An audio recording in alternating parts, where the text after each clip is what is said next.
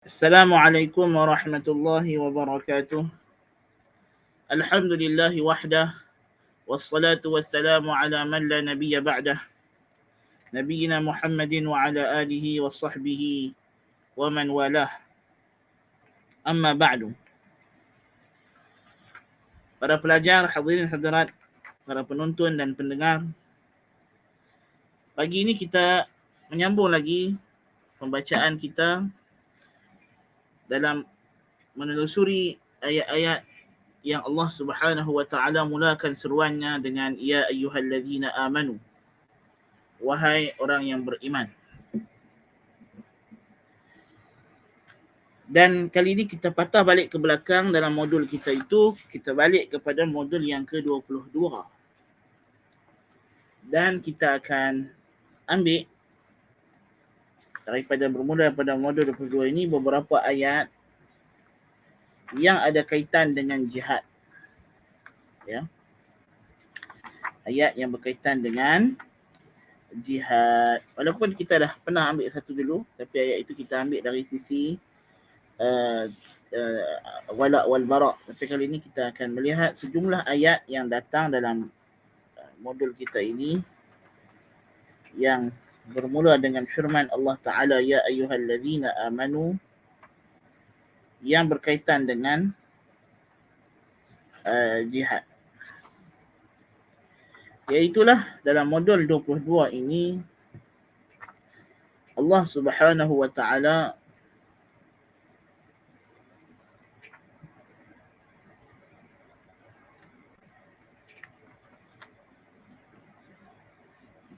sebelum ni tidak ada ayat jihad lagi.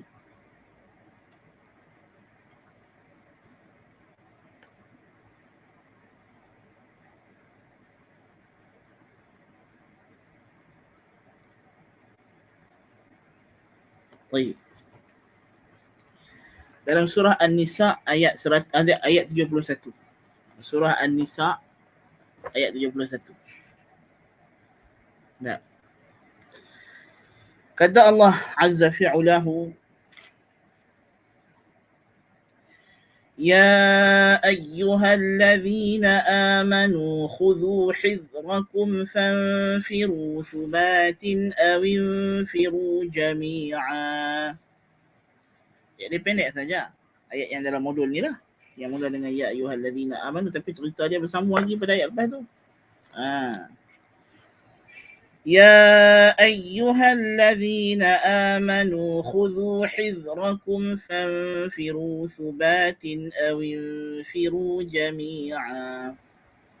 Maksudnya, hai orang yang beriman, bersiap siagalah kamu dan majulah, maralah ke medan perperangan berkelompok-kelompok atau majulah bersama-sama. Yakni keseluruhannya semua sekali pergi. Kata Al-Jalalain, ya ayyuhallazina amanu khudhu hidrakum ay min aduwikum ay ihtarizu minhu wa tayaqqadhu lah.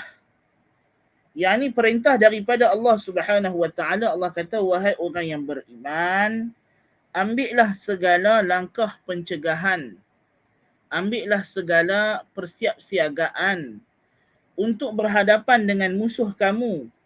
Yani ambillah segala langkah-langkah yang boleh mencegah kamu daripada diserang oleh mereka dan sentiasa mengawasi gerak-geri mereka.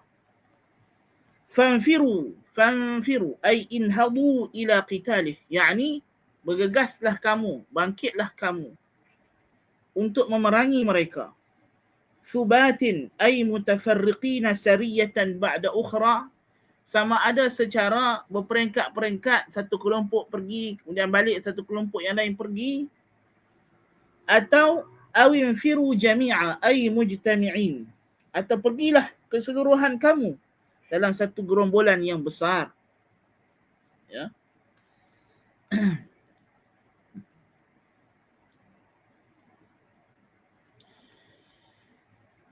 Kata al-muhaqqiq, al-muradu bil amrayni ma'an infiru wa bi dhikri al-mutaqabilaini ay yakhruju lil jihad ala kulli halin ولا يكون لهم عذر بقلة أو كثرة وبتجمع أو تفرق.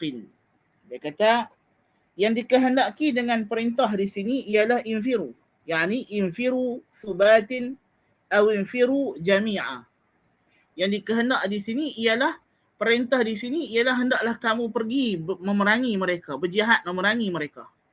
Tak kiralah apa cara yang kamu pergi itu, macam mana kamu nak susun, berapa batalion ke, pelatun ke, apa ke, itu terpulang mengikut kesesuaian keadaan. Tetapi yang dikehendaki di sini ialah dikehendaki dengannya ialah keluar pergi berjihad dalam apa jua keadaan, dan tiada bagi mereka uzur, tiada bagi mereka alasan untuk tidak pergi berjihad disebabkan jumlah yang sedikit atau yang banyak, sama ada mereka berkumpul dengan jumlah tentera yang ramai ataupun dengan berpecah-pecah.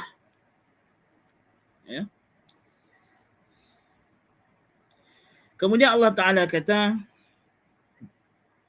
وَإِنَّ مِنْكُمْ لَمَنْ لَيُبَطِّئَنَّ فَإِنْ أَصَابَتْكُمْ مُصِيبَةٌ قَالَ قَدْ أَنْعَمَ اللَّهُ عَلَيَّ إِذْ لَمْ أَكُنْ مَعَهُمْ شَهِيدًا وَلَئِنْ أَصَابَكُمْ فَضْلٌ مِّنَ اللَّهِ لَيَقُولَنَّ كَأَن لَّمْ يَكُن بَيْنَكُمْ وَبَيْنَهُ مَوَدَّةٌ يَا لَيْتَنِي كُنتُ مَعَهُمْ فَأَفُوزَ فَوْزًا عَظِيمًا فَلْيُقَاتِلْ فِي سَبِيلِ اللَّهِ الَّذِينَ يَشْرُونَ الْحَيَاةَ الدُّنْيَا بِالْآخِرَةِ وَمَنْ يُقَاتِلْ فِي سَبِيلِ اللَّهِ فَيُقْتَلْ أَوْ يَغْلِبْ فَسَوْفَ نُؤْتِيهِ أَجْرًا عَظِيمًا.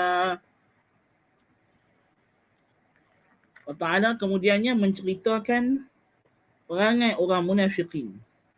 وَإِنَّ مِنْكُمْ لَمَنْ لَيُبَطِّئَنَّ أَيْ لَيَتَأَخَّرَنَّ عَنِ الْقِتَالِ.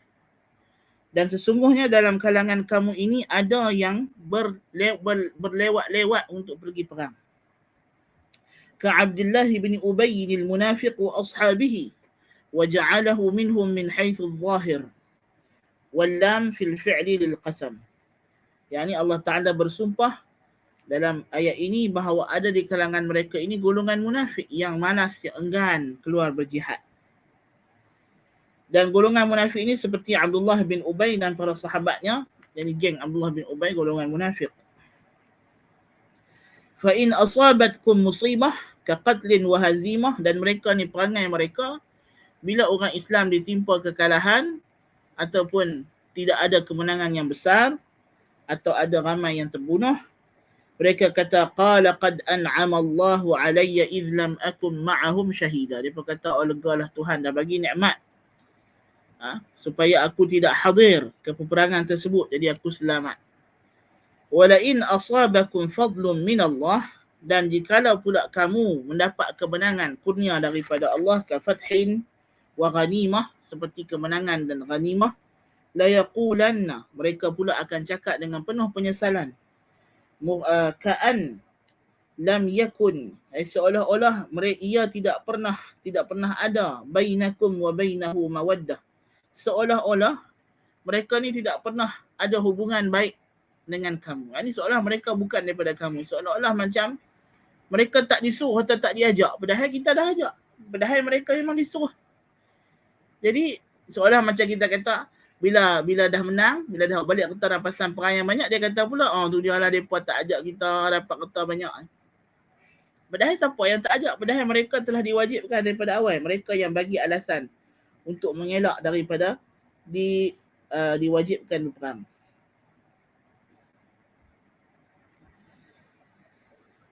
Ya laitani kuntu ma'ahum fa'afuza fawzan 'azima.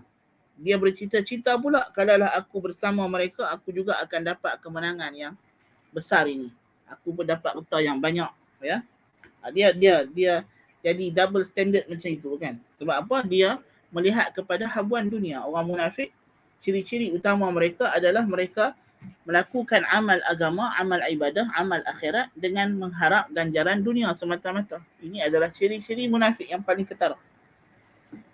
Falyuqatil fi sabilillah, ay hendaklah kamu, kata Allah Ta'ala, berperang di jalan Allah, ay li'i'la'i dinih, untuk menegakkan agama Allah, bukan kerana nak mengharapkan ganjaran dunia. Alladzina yashruna, hendaklah kamu perang itu siapa? Golongan yang telah menjual, yang telah membeli al-hayatad dunya bil akhirah, kehidupan dunia dengan menjual akhirat. Wa man yuqatil fi sabilillahi fayuqtal, barang siapa yang berperang di jalan Allah lalu ia terbunuh, yakni yustashhad, syahid, atau yaghlib, atau dia menang, fasawfa nu'tihi ajran 'azima, maka kami akan beri kepadanya ganjaran pahala yang besar, yang agung, thawaban jazila. Baik. Ayat ini hakikatnya bukanlah ayat yang pertama datang berkenaan dengan perintah suruhan untuk berperang, ya. Kerana di sini kita akan bincangkan serba sedikit tentang konsep peperangan dalam Islam, apa yang kita perlu faham, kenapa peperangan ini wujud dalam Islam. Ya. Jadi seeloknya kita ambil beberapa keterangan daripada kitab-kitab fiqh yang mu'tabarah. Perang dalam Islam disebut sebagai qital, dalam bahasa Arab perang, qital, ataupun disebut dalam istilah syar'i yang lebih masyhur ialah al-jihad. Itulah jihad. Ya. Dan makna jihad ialah al-jihadu fil lughah masdar jahada. Jihad dari segi bahasa dia adalah masdar, kata terbitan bagi kata kerja jahada, yujahidu.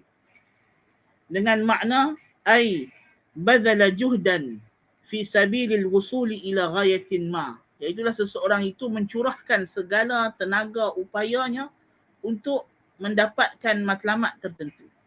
Apabila seseorang itu melakukan satu usaha yang bersungguh-sungguh, habis dah daya upaya dia, dia telah curahkan untuk mencapai satu matlamat, maka itu kita namakan dia jihad.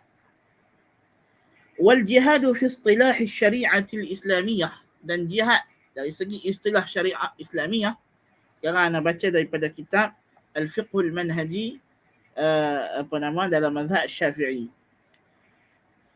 Wal jihadu fi istilahi syari'atil islamiyah badlul juhdi fi sabili iqamatil mujtama'il islami wa an takuna kalimatullahi hiyal ulya wa an tasuda syari'atullahi al-alama kullih. Ini kena perhati betul-betul, ya. Makna jihad di sisi syarak ialah mencurahkan segala tenaga dan upaya dalam rangka untuk menegakkan, dalam usaha untuk menegakkan masyarakat Islam, Islamic Society, Jamaah Islamiyah. Dan supaya kalimah Allah, yakni agama Allah itu sentiasalah yang tertinggi di muka bumi ini. Dan supaya syariat Allah itu menguasai, memerintah alam seluruhnya. Dalam bahasa moden kita boleh kata jihad ini adalah satu proses islamisasi alam semesta. Ya, kalau kita kata proses jihad ini adalah satu proses untuk mengislamkan dunia ini seluruhnya. Bukan dalam konteks semestinya kita nak paksa semua orang memeluk Islam, bukan. Tetapi dalam konteks kita nak bawa Islam sebagai satu civilization, tamadun. Iaitu kita nak supaya tamadun Islam, sudut pandang alam Islam mengetuai dan mengepalai dunia. Itu maksud jihad ini sebenarnya. Dia adalah satu bentuk proses islamisasi yang terbesar. Dan disebabkan tidak ada jihad inilah proses islamisasi tiba-tiba terhenti dan kemudian mundur ke belakang. Jadi kita kena faham jihad bukan dengan makna yang orang faham Islam memaksa orang memeluk Islam. Jadi dia kata sekarang ni ada kontradik di antara firman Allah Ta'ala la ikraha fid din dengan suruhan berjihad. Dia kata tidak ada paksaan. Jihad bukan untuk memaksa individu memeluk Islam. tetapi ia adalah untuk menundukkan segala kuasa-kuasa di bawah kekuasaan Islam. Seperti mana yang telah kita lihat hasilnya pada era yang lalu. Pada zaman-zaman terdahulu, pada zaman Khulafa' Rashidin, Bani Umayyah, Abbasiyah dan seterusnya. Ya. Seperti mana pada hari ini kita melihat dunia barat, tamadun barat dianggap tamadun yang menjadi titik rujukan, yang mengetuai, yang mengepalai sudut pandang alam kita dalam membuat keputusan-keputusan yang melibatkan peringkat internasional antarabangsa. Kita melihat hari ini bila dilanda penyakit dan sebagainya, yang akan buat keputusan itu supaya diikuti oleh negara-negara seluruhnya ialah golongan-golongan kafir barat yang tidak beriman dengan hari akhirat, yang mensyirikkan Allah Subhanahu wa taala. Ya. Dan mereka akan menggunakan sudut pandang alam mereka. Mereka akan menggunakan world view mereka dalam membuat keputusan. Dalam kajian-kajian sains pada hari ini, sudut pandang alam yang diguna itu adalah sudut pandang alam yang dipahami oleh orang kafir yang tidak percaya kepada Tuhan atau yang mengenepikan agama atau yang memisahkan agama daripada dunia. Maka mereka tidak mengambil kira sebab-sebab yang bersifat ma'nawiyah, sebab-sebab yang bersifat rohaniyah, sebab-sebab yang bersifat metafizik, dan mereka hanya mengambil kira sebab-sebab yang bersifat fizik. Sebagai contoh. Sebagai contoh. Jadi hari ini kalau ada orang bercakap tentang bagaimana penyakit-penyakit yang datang ini adalah kerana dosa dan maksiat yang dilakukan oleh manusia, maka orang akan marah, kata tidak boleh cakap begini kerana gini. Ini kenapa? Kerana sudut pandang alam yang mengepalai kajian-kajian ini adalah sudut pandang alam yang bersifat sekular.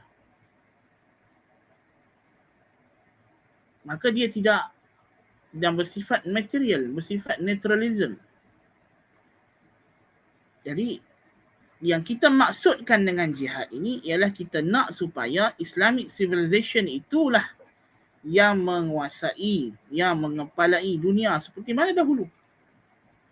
Kajian-kajian sains yang dibuat oleh orang Islam dipakai oleh semua manusia.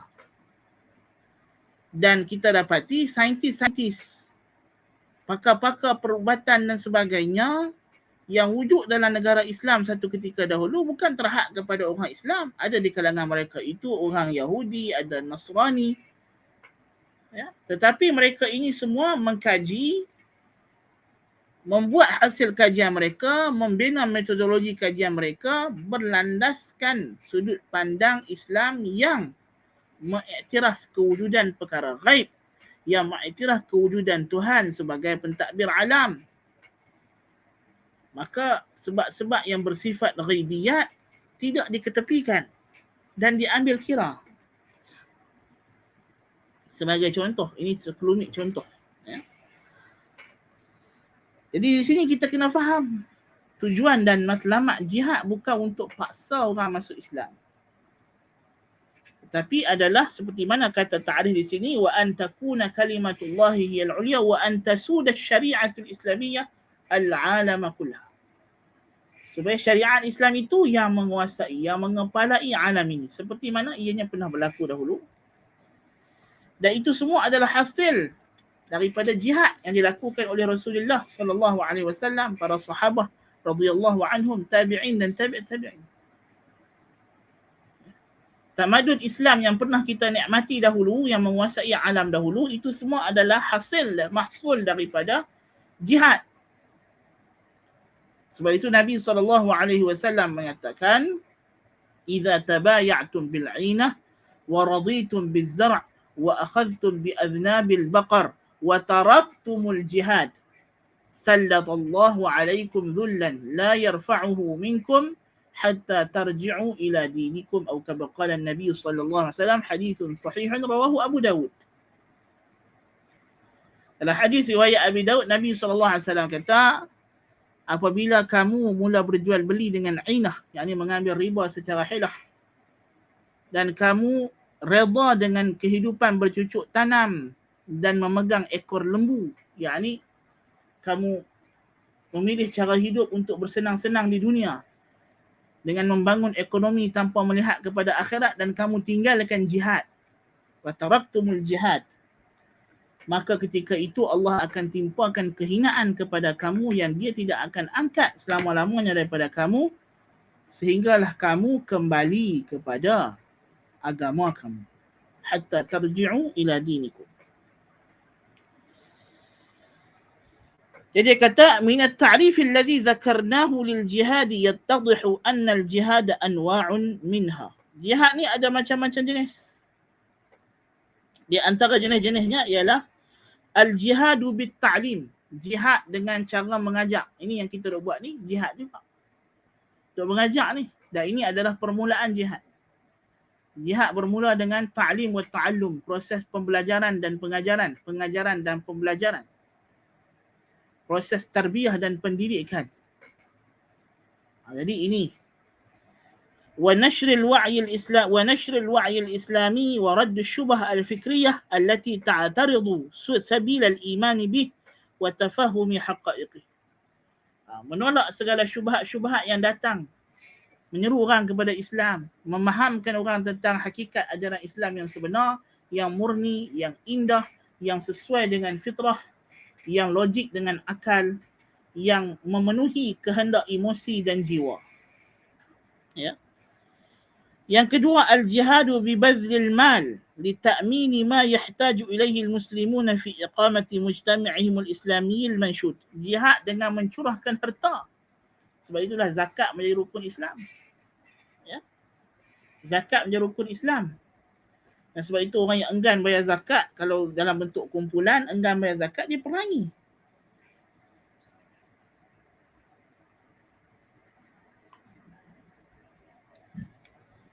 Kerana apa diperangi? Kerana tanpa zakat, tanpa duit zakat itu, maka tidak terlaksanalah proses jihad, proses islamisasi, ya, terhadap masyarakat.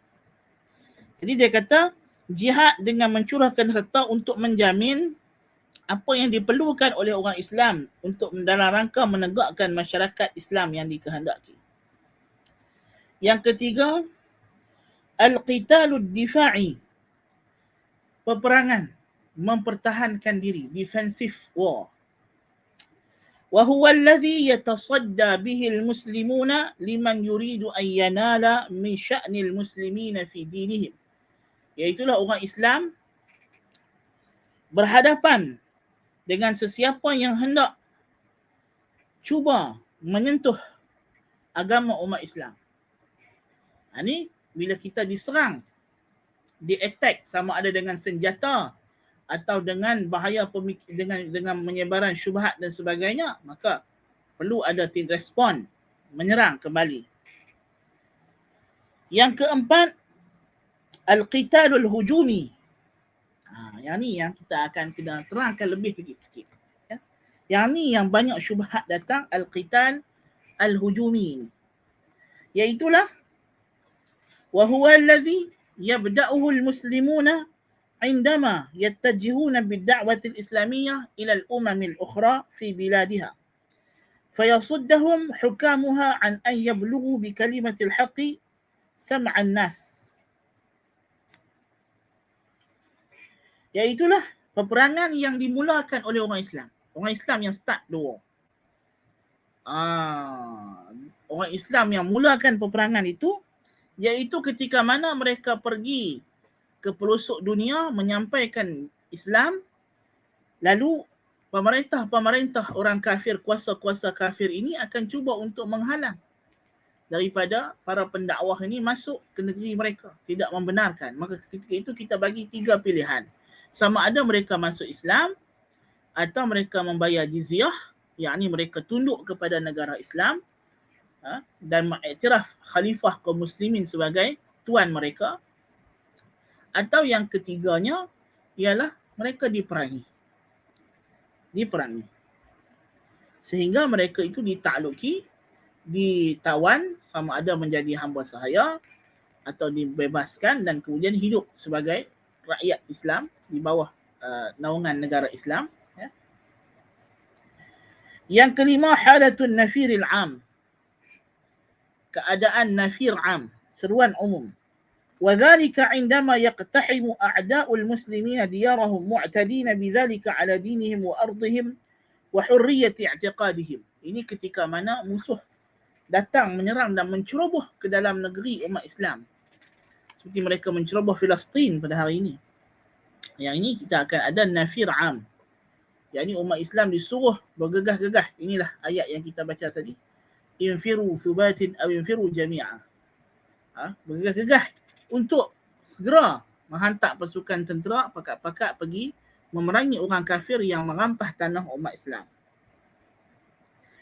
والتعريف الشامل لكل هذه الأنواع أنه بذل الوسع انتصارا لشريعة الله ورفعا لكلمته في الأرض. Dalam kata yang lain kita boleh bagi takrif jihad ni apa dia? Mencurahkan segala tenaga upaya dalam rangka memenangkan syariat Allah dan mengangkat kalimahnya di muka bumi ini. Dan jihad ini adalah banyak fadilatnya. Allah Subhanahu wa taala telah nyatakan banyak fadilat jihad. Ya. Di antaranya kita dah baca dalam ayat yang kita baca hari ini, ya. Allah Taala kata apa?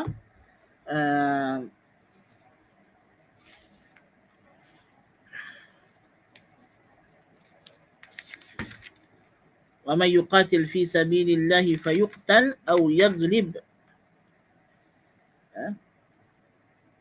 وَمَنْ يُقَاتِلْ فِي سَبِيلِ اللَّهِ فَيُقْتَلْ أَوْ يَغْلِبْ فَسَوْفَ نُؤْتِيهِ أَجْرًا عَظِيمًا. Allah akan bagi kepadanya ganjaran yang besar. Dan Allah Subhanahu wa taala menjelaskan kenapa perlu berjihad. Kita tengok sambungan ayatnya, Allah kata wa ma lakum la tuqatiluna fi sabilillahi wal mustad'afina minar rijali wan nisa'i wal wildani alladhina yaquluna rabbana akhrijna minadh dhalimin akhrijna min hadhihi alqaryati adh-dhalimi ahluha waj'al lana min ladunka waliyya waj'al lana min ladunka nasira. Yani bagaimana kita tidak pergi berjihad sedangkan di sana ada orang Islam yang tertindas oleh golongan kafir yang sentiasa berdoa dan memohon kepada Allah supaya mereka dilepaskan daripada cengkaman orang kafir ini. Ya. Jadi kita perlu menegakkan usaha ini. Nabi SAW dalam banyak hadis, ya, menyatakan kewajipan ataupun fadilat jihad ini. Dalam pesanan Nabi kata al-jihadu wajibun alaikum ma'a kulli amirin barran kana aw fajira. Jihad itu wajib ke atas kamu bersama setiap pemerintah, sama ada pemerintah itu orang baik atau orang yang tak baik.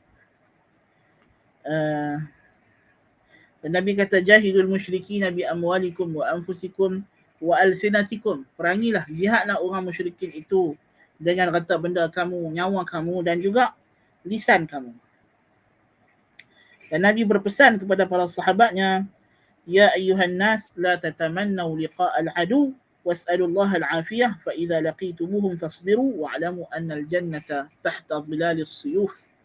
Wahai manusia, wahai sekalian umat Islam yang pergi berperang ini, Nabi pesan kepada mereka, janganlah kamu bercita-cita untuk bertemu musuh. Ini seeloknya kamu pastikan yang pertama sekali misi jihad yang aku hantar kamu pergi ini ialah untuk memasukkan mereka ke dalam Islam. Jadi yang sebolehnya kita nak mereka terima Islam dan masuk Islam. Atau yang keduanya mereka mengambil jizyah. Bukannya kita nak perang sangat. Ya. Jadi Nabi kata la tatamannaw liqa'al adu. Jangan kamu bercita-cita untuk berperang dengan musuh. Walaupun nasihat ini Nabi bagi kepada siapa? Kepada tentera yang akan pergi berperang. Subhanallah. Was'alullaha al-afiyah, dan mintalah kepada Allah keafiatan. Fa idza laqitumuhum fasbiru. Tapi kalau dah kena perang, fasbiru. Jangan lari, jangan berundur. Kental, bertahan di tempat kamu. wa'lamu annal jannata tahta zilalis suyuf, dan ketahuilah syurga itu berada di bawah kilatan pedang. Jadi ini adalah nasihat ataupun pesan Nabi SAW. Ya. Jadi apa hukum jihad dalam Islam? Hukumul jihad, al-jihadu fardu kifayatin bin nazari li anwa'ihi al-arba'ah allati sabaqa dhikruha. فإذا قام به من فيهم كفاية سقطت المسؤولية عن الباقين. ومن هذه الأنواع كما قد علمت إقامة الحجج ورد الشبه والمشكلات عن الدين والأمر بالمعروف والنهي عن المنكر ونشر المعارف والعلوم الدينية الإسلامية. Jadi dia kata jihad itu fardu kifayah berdasarkan 4 jenis jihad yang telah kita sebutkan. Jikalau ada jumlah yang cukup yang melaksanakan perkara tersebut, maka gugurlah kewajipan daripada yang lain. Di antara jenis ini adalah menegakkan hujah-hujah, menolak syubhah-syubhah dan kemusykilan daripada agama, menyuruh dengan yang ma'ruf, mencegah daripada mungkar, menyebarkan ilmu agama Islam. Ini semua adalah fardu kifayah termasuk dalam rangka jihad. Ya. Wal jihadu fardu ainin bin nazari li naw'ihi al-khamisi wal akhir. Tetapi jihad bagi jenis yang kelima, iaitulah an-nafirul am. An-nafir al-am. Ini adalah fardu ain. Fayajibu ala jami'il mukallafin min ahli al-baldati allati iqtamaha al-adu rijalan wa nisaan in iqtada al-amru an yahubbu lil-zawdi an ardi al-islam wa hukmih. Apabila musuh telah menceroboh masuk ke dalam negara Islam dan masuk pijak kaki mereka ke dalam sempadan negara Islam untuk merampas negeri orang Islam, maka wajib ke atas penduduk negeri itu, lelaki dan perempuan, hamba dan merdeka, tua dan muda, sihat dan sakit, semuanya wajib mempertahankan daripada musuh mengambil negeri tersebut. Jika tidak mampu, maka kata para fuqaha, kewajipan itu berpindah pula kepada mereka yang tinggal berhampiran negeri itu yang kurang daripada 2 marhalah, kemudian seterusnya kepada yang 2 marhalah, kemudian seterusnya kepada yang lebih 3 marhalah, sampailah kepada seluruh umat Islam. Ya.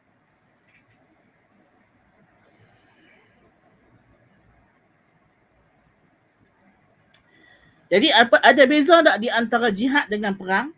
Dia kata wa bihadza allazi dzakarnahu yattadhihu laka al-farqu jaliyan bain al-harbi wal jihad.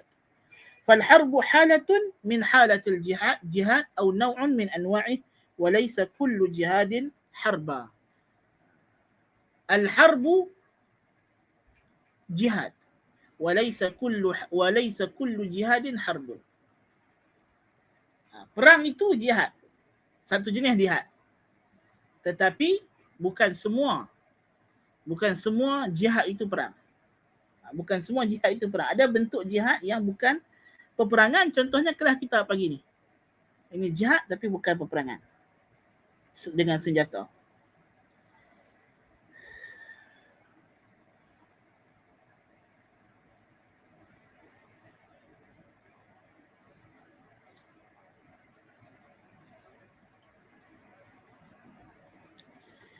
Demikian juga ada dalam Islam perang-perang yang lain yang tidak termasuk dalam kategori jihad, iaitulah seperti qitalus sa'il, memerangi orang yang menceroboh ke dalam rumah kita atau harta benda kita atau nyawa kita, seperti perampok. Ini kita panggil qitalus sa'il. Ya. Ini juga disuruh memerangi. Polis perang dengan perampok, perang dengan gangster. Ya, nak merompok kedai mah masalahnya, nak merompok bank masalahnya, berlaku tembak menembak, perang nak perang.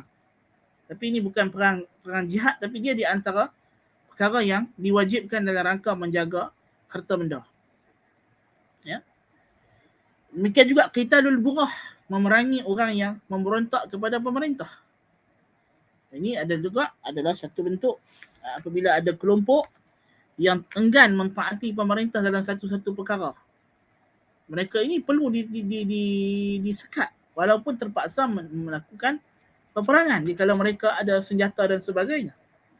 Contohlah, kalau ada satu geng bikers berpakat bahawa mereka dalam seluruh Malaysia akan jelajah seluruh negara, tidak akan ikut lampu isyarat. Mereka ni ramai, segerombolan bikers. Mereka dah berpakat, kita tak setuju dengan peraturan lampu merah, lampu isyarat. Ada bagi contoh. Jadi kita akan bawa satu gerombolan bikers yang akan langgar semua lampu isyarat. Kalau tidak dihalang golongan ini, ya, akan jadi mudarat tak pada orang lain? Ya, mudarat. Kerana peraturan bila tidak diikuti, dia akan bawa kepada mudarat kepada orang lain. Dan pemerintah bila dia letakkan peraturan lampu isyarat ini kerana maslahah ammah, untuk menjaga nyawa, untuk menjaga sekian-sekian. Maka mereka, golongan bikers ini dipanggil burah, yang enggan taat kepada pemerintah dalam satu isu-isu tertentu. Ya, maka mereka juga boleh, jika sampai ke tahap mereka enggan sampai nak rempuh orang dan sebagainya, bila polis tahan mereka nak rempuh polis masalahnya, maka boleh diperangi. Ya. Tapi ini bukan jihad yang kita maksudkan. Baik. Allah Subhanahu wa taala mensyariatkan jihad ini secara berperingkat-peringkat. Jihad ini telah disyariatkan secara berperingkat-peringkat. Dia tidak disyariatkan secara sekaligus wajib macam itu, ya.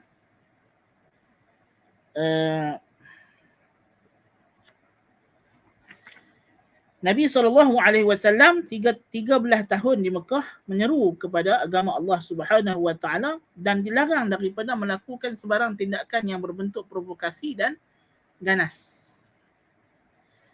Kemudian apabila Nabi SAW berhijrah ke Madinah, maka mula disyariatkan peringkat pertama daripada jihad, iaitulah mencegah ataupun kita kata jihad dalam kata mempertahankan diri, di mana turunnya ayat dalam surah Al-Hajj ayat 39 dan 40, firman Allah Ta'ala, "Udhina lilladzina yuqataluna biannahum zulimu wa inna Allaha ala nasrihim laqadir الذين أخرجوا من ديارهم بغير حق إلا أن يقولوا ربنا الله." Diizinkan bagi mereka yang diperangi untuk mereka memerangi balik. Demikian itu kerana mereka dizalimi, dan sesungguhnya Allah untuk memenangkan mereka amatlah mampu. Mereka yang dikeluar hambat daripada negeri mereka tanpa hak, melainkan hanya semata-mata kerana mereka berkata Tuhan kami hanyalah Allah. Dan firman Allah dalam surah Al-Baqarah ayat 190, وَقَاتِلُوا فِي سَبِيلِ اللَّهِ الَّذِينَ يُقَاتِلُونَكُمْ وَلَا تَعْتَدُوا إِنَّ اللَّهَ لَا يُحِبُّ الْمُعْتَدِينَ. Sebagian ulama dia bezakan, dia kata ayat yang surah Al-Hajj tu diizinkan, bukan suruhan. Ayat surah Al-Baqarah memerintah. Kalau ada orang datang, serang balas. Tapi jangan melampau batas, jangan mulakan peperangan. Kemudian Allah Subhanahu wa taala memerintahkan supaya Nabi SAW memulakan peperangan jikalau perlu. Serang dulu sebelum orang serang. Kecuali dalam bulan-bulan haram. Iaitulah dalam bulan Rajab, Muharram, kecuali dalam bulan Rajab, dalam bulan bulan Zulhijjah, Zulqa'dah, Zulhijjah dan Muharram. 3 bulan yang berturut-turut, Zulqa'dah, Zulhijjah, Muharram, Rajab. 4 bulan ini dilarang Nabi memulakan peperangan jika tidak diserang. Ada bulan lain Allah Ta'ala kata, فَإِذَا انْسَلَخَ الْأَشْهُرُ الْحُرُمُ فَاقْتُلُوا الْمُشْرِكِينَ حَيْثُ وَجَدتُّمُوهُمْ وَخُذُوهُمْ وَاحْصُرُوهُمْ وَاقْعُدُوا لَهُمْ كُلَّ مَرْصَدٍ فَإِنْ أَقَامُوا الصَّلَاةَ وَآتَوُا الزَّكَاةَ فَخَلُّوا سَبِيلَهُمْ إِنَّ اللَّهَ غَفُورٌ رَحِيمٌ. Bila telah berlalunya bulan-bulan yang haram, maka perangilah orang musyrikin di mana saja kamu jumpa mereka, tawanlah mereka, halanglah mereka, sekatlah setiap perjalanan mereka, sehingga apabila mereka mendirikan salat dan mengeluarkan zakat, maka biarkanlah mereka. Sesungguhnya Allah Maha Pengampun lagi Maha Belas Kasihan. Dan ini selepas daripada Sulhul Hudaybiyah. Kemudian peringkat yang terakhir Allah Ta'ala memerintahkan jihad itu dilakukan tanpa terikat dengan sebarang masa dan tempat. Tak kira bulan apa pun boleh memulakan peperangan jikalau perlu. Waqtuluhum haitsu thaqiftumuhum wa akhrijuhum min haitsu akhrajukum wal fitnatu ashaddu minal qatl. Itu Ta'ala kata, bunuhlah mereka, perangilah mereka di mana sahaja kamu dapati mereka dan keluarkan mereka dari mana mereka telah keluarkan kamu, yakni pada Mekah, dan syirik itu lebih besar daripada membunuh. Dalam surah Al-Baqarah 191. Jadi perintah jihad ni melalui proses pada zaman Nabi SAW. Ya, seperti mana juga pengharaman Arab. Tapi sekarang sudah tetap bahawa jihad itu diperintahkan. Ya, diperintahkan untuk dilakukan bila-bila masa dengan syarat-syarat yang tertentu. Ya.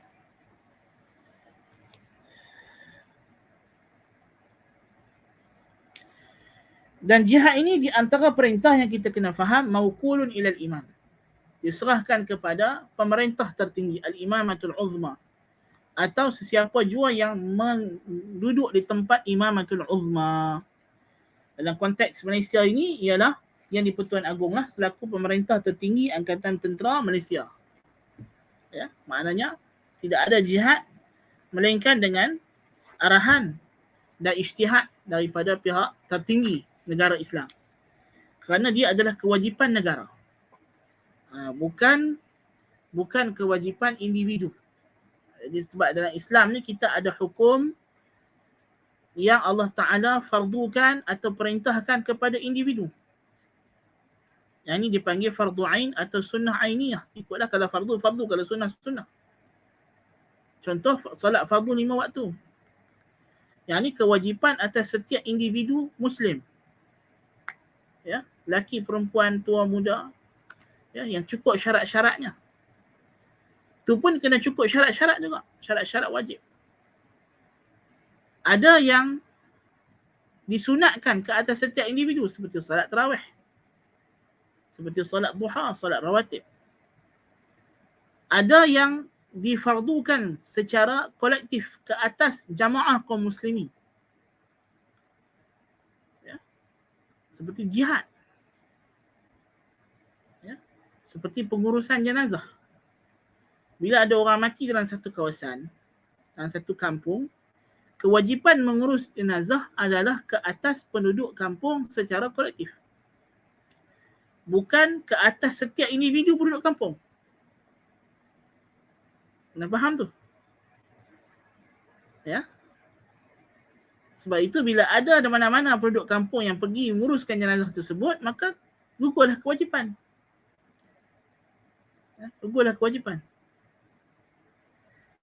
Bila ada kita duduk ramai-ramai dengan kawan-kawan kita, tiba-tiba ada orang lalu bagi salam. Kewajipan menjawab salam ketika itu adalah ke atas kumpulan. Kerana salam yang diberi ialah kepada kumpulan, bukan kepada individu. Betul tak? Bila orang mai rumah kita, dia bagi salam. Salam itu diberi kepada kita individu atau kepada penduduk rumah secara umum. Penduduk rumah secara umum. Maka kewajipan menjawab salam terletak pada isi rumah. Bukan kepada individu isi rumah. Maka mana-mana orang dalam rumah itu yang jawab salam, selesailah. Mana-mana orang dalam kumpulan yang duduk ramai-ramai itu dia jawab salam, selesailah. Telah terlaksanalah tuntutan.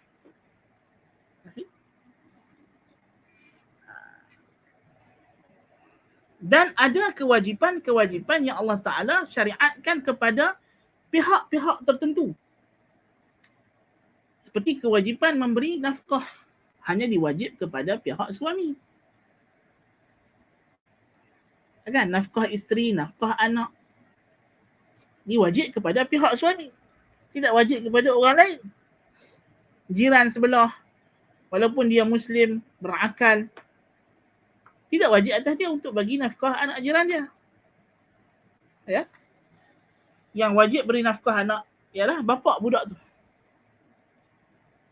Ya. Maka ada hukum yang Allah Ta'ala wajibkan ke atas umat Islam sebagai pemerintah, sebagai kerajaan, sebagai daulah. Maka hukum ini hanya boleh dijalankan dan dilaksanakan oleh pemerintah yang duduk, yang menjawab jawatan pemerintah itu. Seperti menegakkan undang-undang hudud, melantik qadi dan hakim dan menteri-menteri. Ini semua adalah tugas pemerintah tertinggi, Al-Imamul A'zam. Ya. Maka itu adalah kewajipan mereka. Selama mana jihad itu dalam konteks fardu kifayah, maka kewajipan terletak pada mereka. Kecuali kalau sudah berubah menjadi an-nafirul am, fardu ain. Itu cerita lain. Tapi dalam konteks tidak sampai ke tahap an-nafirul am, maka amrul jihadi maukulun ilal imam. Seperti kata fuqaha, urusan jihad ini diserahkan kepada pemerintah tertinggi umat Islam.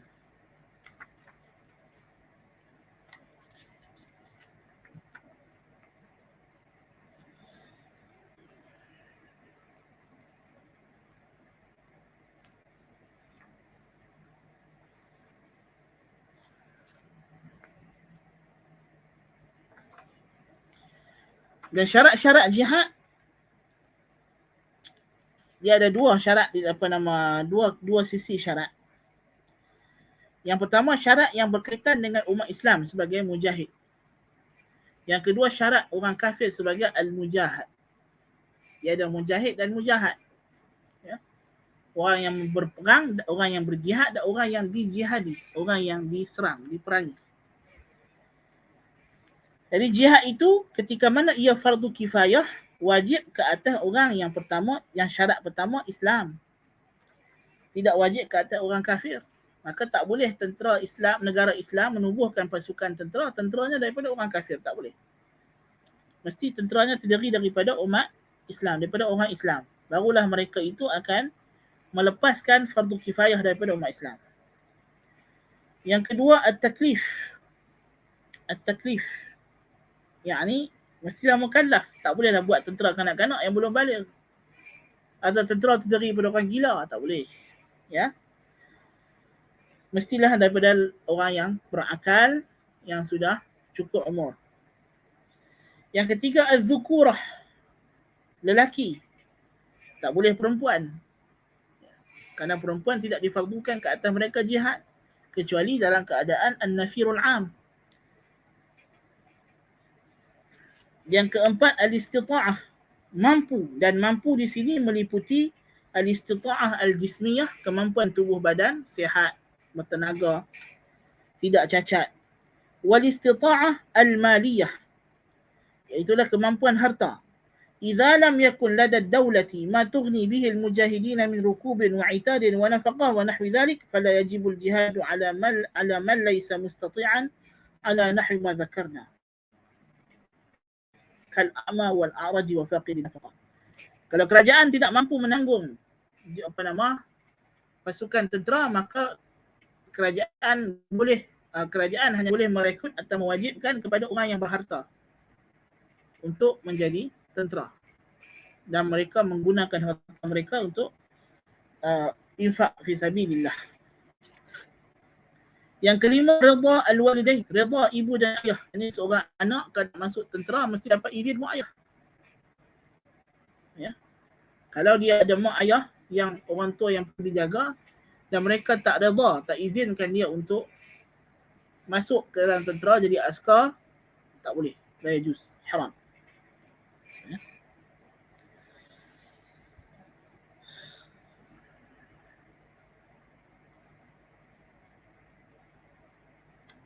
Demikian juga orang yang berhutang. Dia kena dapat izin daripada orang yang bagi pinjam kepada dia duit. Sebab takut kalau dia mati, tak dapat berhutang lah. Yang kedua, syarat-syarat yang berkaitan dengan orang kafir. Hendaklah orang kafir bukan daripada jenis musta'man atau mu'ahad atau ahli zimmah. Orang kafir yang boleh diperangi ini hanya satu jenis. Iaitulah kafir harbi.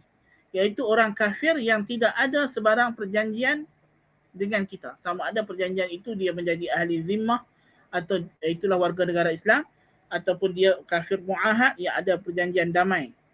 Negara dia negara-negara Islam, ataupun musta'man, orang kafir yang masuk ke negara Islam diberi jaminan keamanan oleh kerajaan Islam atau individu Islam kepadanya, seperti pelancong-pelancong, ya. Dan hendaklah didahului dengan dakwah kepada Islam. Mestilah orang kafir yang hendak diperangi itu telah disampaikan kepada mereka dakwah Islam dan mereka enggan untuk memeluk Islam dan enggan membayar jizyah. Itu mesti, ya. Tidak boleh terus-terus pergi perang.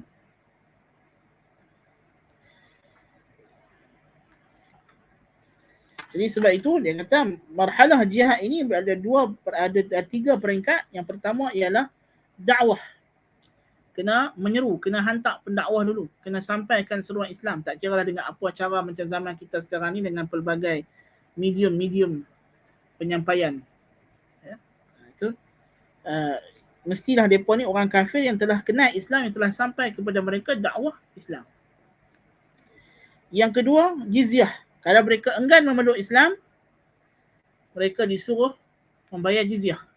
Diminta supaya kerajaan mereka tunduk kepada kerajaan Islam, menjadi warga negara Islam. Ya, bayar jizyah. Jikalau mereka enggan juga, barulah diperangi. Sebab tujuan jihad yang pertama ialah ajak orang masuk Islam.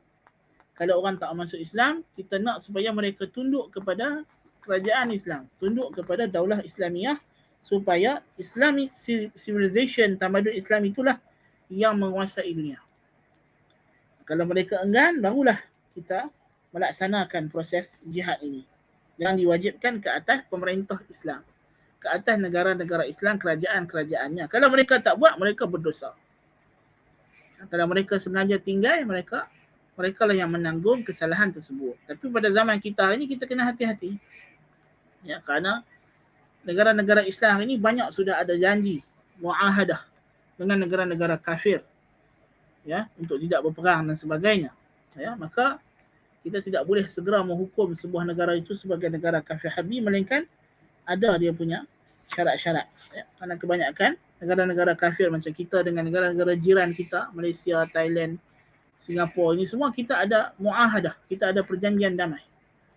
Tidak boleh suka hati kita nak pergi serang negara-negara kafir ini, tidak boleh. Ya. Ini semua adalah kerja kerajaan. Naam.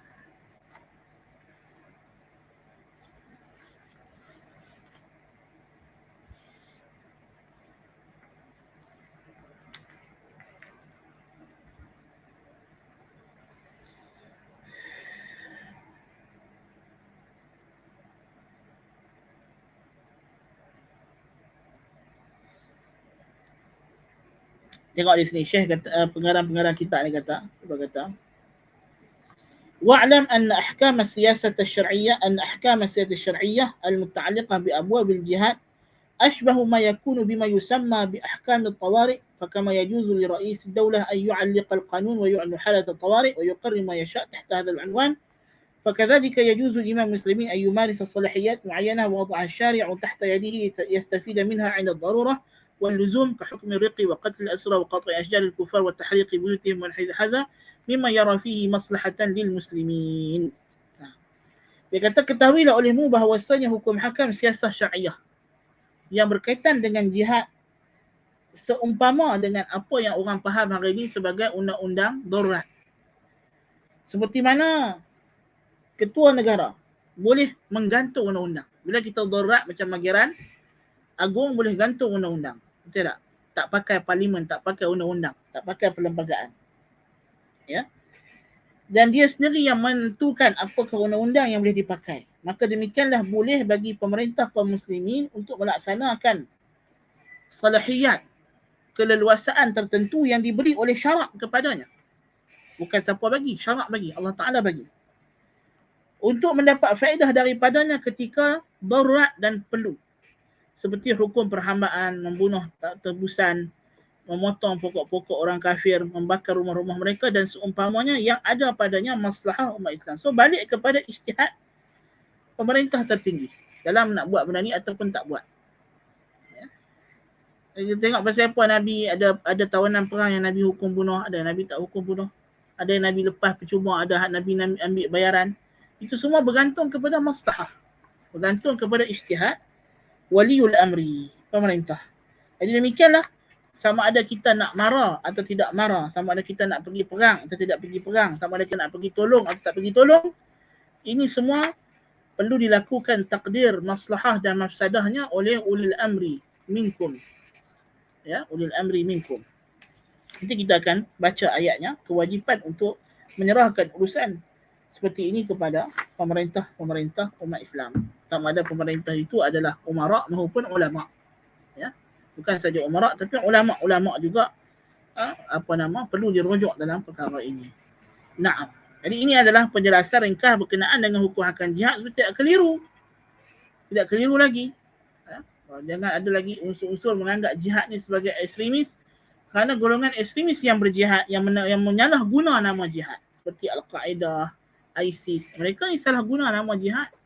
Mereka mula-mula konon-kononnya betul dah nak jihad orang kafir, tapi kemudian sasaran mereka bukan orang kafir. Sasaran mereka orang Islam.